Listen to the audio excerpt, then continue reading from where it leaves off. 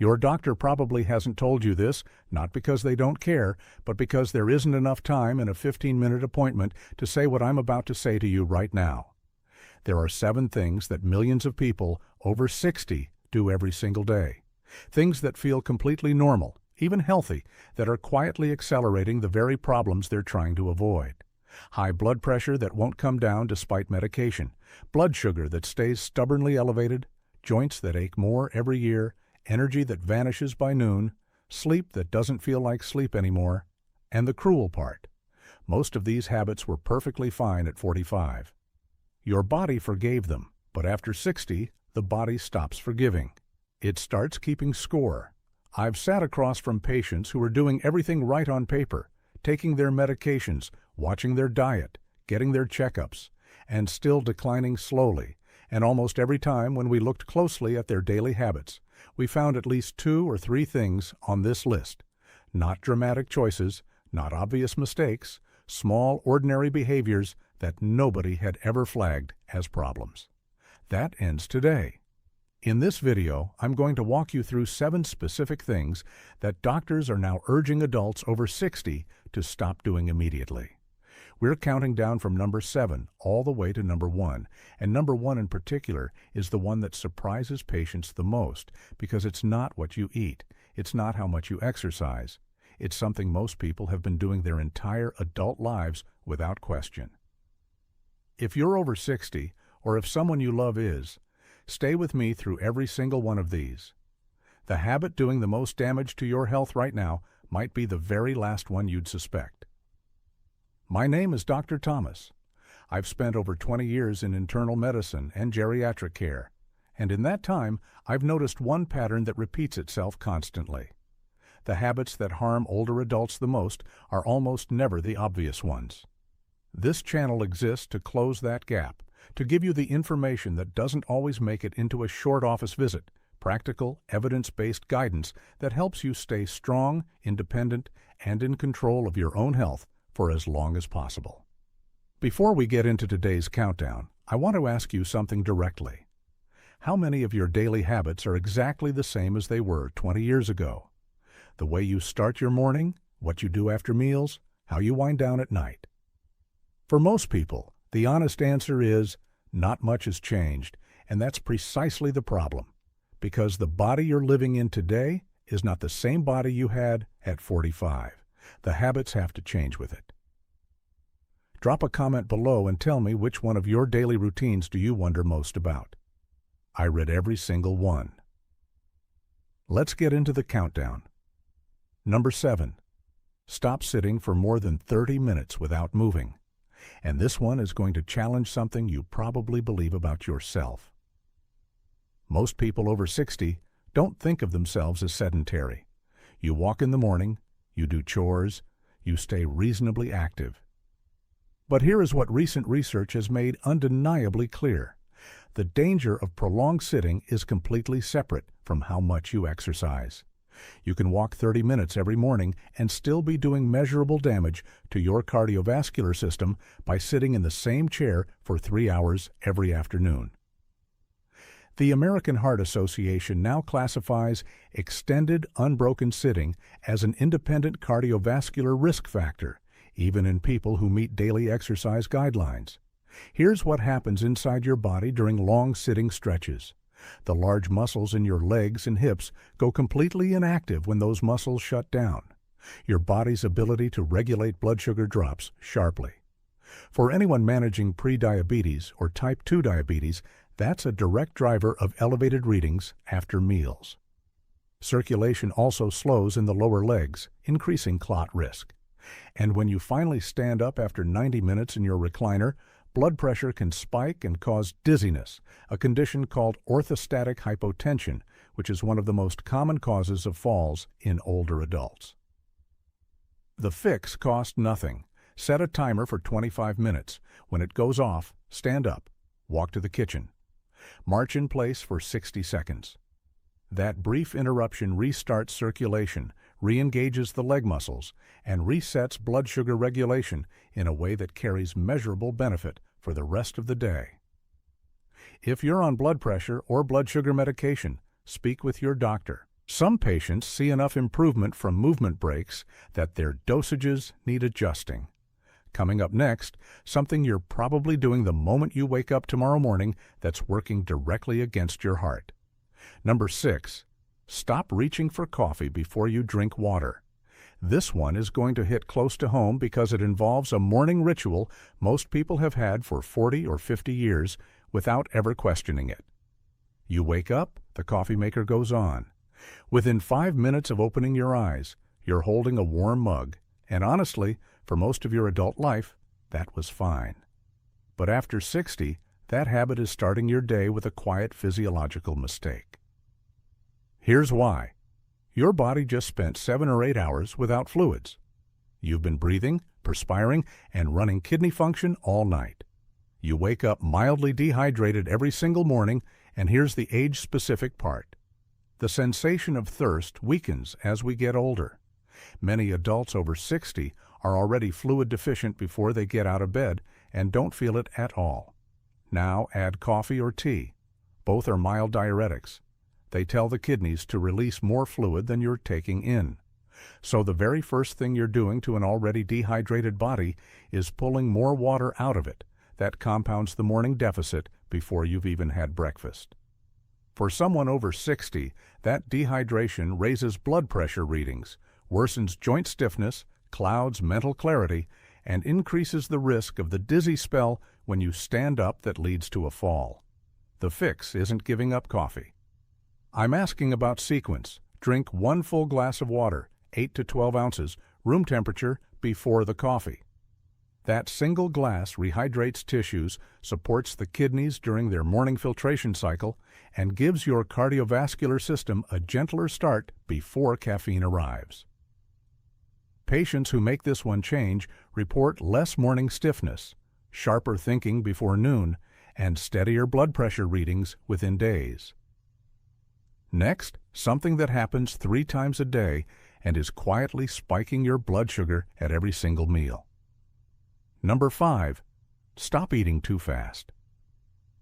Before we get to number 5, I want to check in. If you've been watching this long, thank you. That tells me you're genuinely serious about your health. Go ahead and type the number 2 in the comments right now. It lets us know you're here, and it helps this video reach more people who need this information. Keep watching.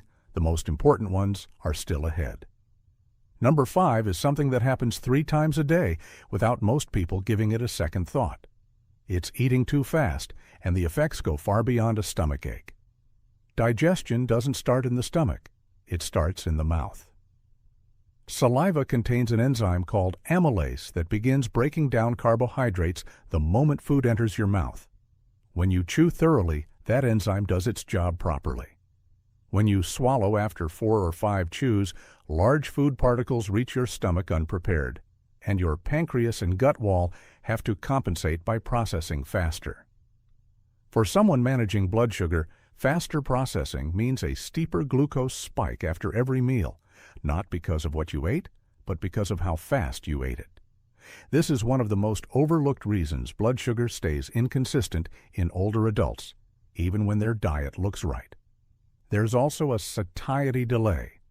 Your brain takes 15 to 20 minutes to receive the signal that says you're full. If your meal is gone in 8 minutes, common when eating in front of the television, you finish before fullness registers. Overeating follows automatically over months. That shows up in blood sugar, weight, and blood pressure. The correction is simple. Put your fork down between every bite. Aim for 15 chews per mouthful. Let the meal take at least 20 minutes. At number 4, we're going to talk about something most seniors do every single day that slowly drains the strength they depend on. Number 4, stop skipping protein at breakfast. Number 4 hits at the breakfast table, and it's one that most older adults don't realize is directly connected to their strength, their balance, and their ability to stay independent. Many people over 60 eat a very light breakfast or skip it altogether. Toast and jam, a small bowl of cereal, maybe just coffee. It feels fine in the moment, but what's missing from that morning meal is protein. And after 60, the absence of adequate protein at breakfast sets off a chain reaction that affects muscle all day long. Here's the mechanism. Muscle tissue is constantly being broken down and rebuilt. This process, called protein turnover, requires a steady supply of amino acids, the building blocks found in protein-rich foods. After the overnight fasting period, your muscles are at their most depleted. The morning meal is the most critical window for delivering protein because the body is primed to use it immediately for muscle repair and synthesis, when breakfast is mostly carbohydrates, bread, cereal, fruit juice. The body gets energy, but the rebuilding process gets delayed, and in older adults, this delay is not fully recovered at lunch or dinner. Research consistently shows that distributing protein across all 3 meals, starting with breakfast, preserves muscle mass significantly better than consuming most of it at dinner alone. Muscle loss after 60 isn't just about appearance. It determines fall risk, walking speed, joint stability, and the ability to recover from illness. Each year of inadequate protein accelerates that loss in ways that grow harder to reverse. The fix is straightforward. Aim for 20 to 25 grams of protein at breakfast. Eggs, Greek yogurt, cottage cheese, or a small portion of fish or lean meat all work. If you have kidney disease, check with your doctor first. Protein needs differ. Up next, a habit so common it's practically invisible. Quietly raising your blood pressure every single night. Number 3. Stop going straight to bed from the television. Number 3, and this one may be the most underestimated habit on this entire list, because you don't feel its damage in the moment. You feel it the next morning when you wonder why you're exhausted after 8 hours in bed. Here's the pattern I see constantly. Television until 9 or 10 at night, usually the news or something emotionally engaging, lights off, straight to bed, then lying awake for 45 minutes, waking at 2 in the morning, rising unrested. This is not a sleep problem, it's a nervous system problem. Your body has 2 nervous system modes, the sympathetic state, which governs alertness and stress response, and the parasympathetic state, which governs rest and recovery. For sleep to be restorative, you need time to shift into parasympathetic mode before closing your eyes. In older adults, that transition takes considerably longer than it did at 40, and it's far more easily disrupted. Screens emit blue spectrum light that suppresses melatonin, the hormone that initiates sleep. News and emotionally charged content keep stress hormones elevated.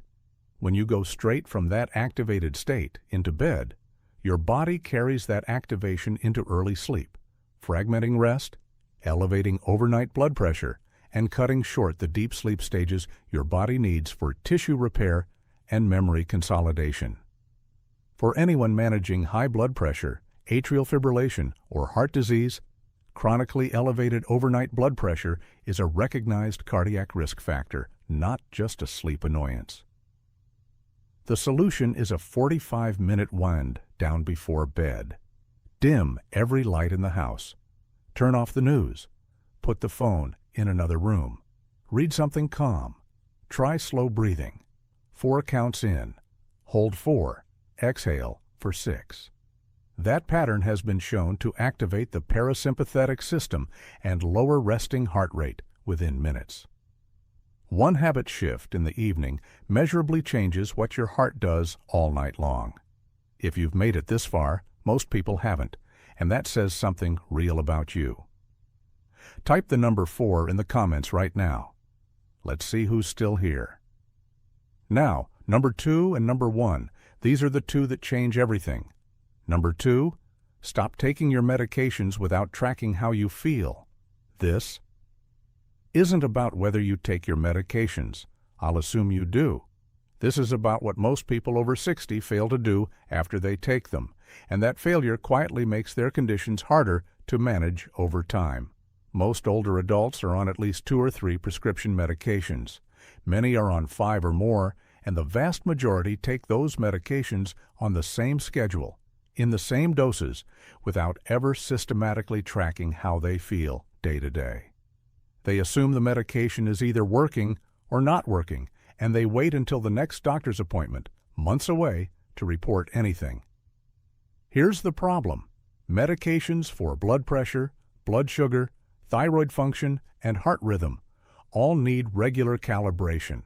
The dose that was correct a year ago may be too high, too low, or interacting differently now because of a body weight change, a dietary shift, or another medication added to the mix. Symptoms like fatigue, dizziness, brain fog, swelling, or mood changes are often medication side effects.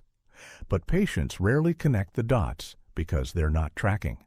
And when you do go to the appointment without notes, you rely on memory of how you felt 3 months ago. That's not reliable for anyone, and doctors make prescribing decisions based on what you tell them. The habit that transforms this. A simple daily log, 1 line per day. Blood pressure reading, if you have a cough at home. Energy level, 1 to 10. Any unusual symptoms?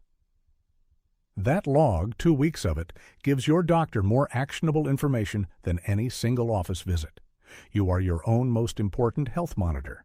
The data you collect between appointments is irreplaceable. One more section to go, and this is the one I've been saving. Before we get to number 1, I want to pause. If you've watched this far, you're the kind of person who takes their health seriously, and that matters more than any single habit. Go ahead and type your name, age, and where you live in the comments below. It tells me this information is reaching people who genuinely want to understand what's happening inside their own bodies. I see every comment. Thank you for being here.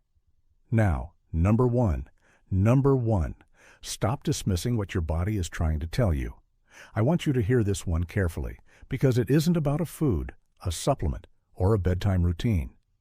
It's about a pattern of thinking that is, in my clinical experience, the single most dangerous habit adults over 60 carry through their later years. It's the habit of explaining away what your body is telling you. You climb a flight of stairs and feel a little short of breath. I'm just out of shape.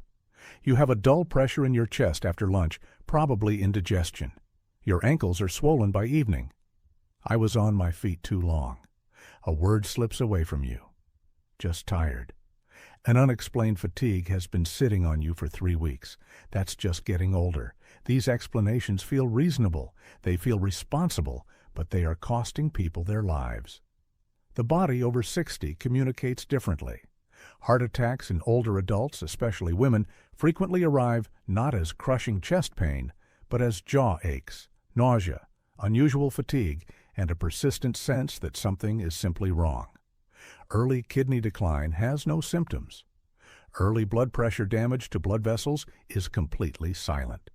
The most serious age-related threats operate quietly until they don't.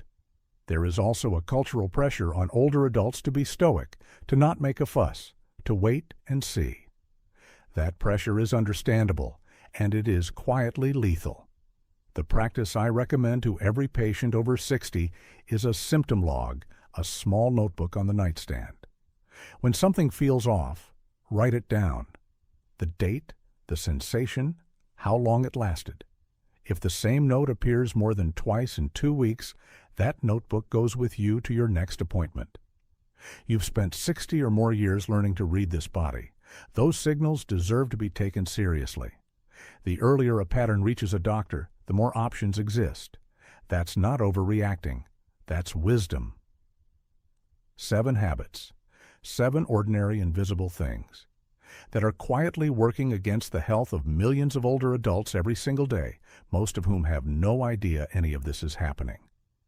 You now know that prolonged sitting has cardiovascular consequences that exercise alone cannot undo. That the sequence of your morning drink matters more than most people realize. That eating speed is directly connected to blood sugar and weight. That the hour before bed shapes what your heart does all night. That breakfast protein determines how much muscle you keep year after year. That tracking how you feel on your medications gives your doctor the information they need to actually help you. And that dismissing what your body tells you isn't stoicism. It's a risk you can no longer afford. None of this requires a dramatic overhaul. Start with 1, a glass of water before coffee tomorrow morning, your fork down between bites at dinner tonight, a notebook on the nightstand. One small change, held consistently, changes more than you might expect. Your body at 60, 70, or 80 is still responding to the choices you make.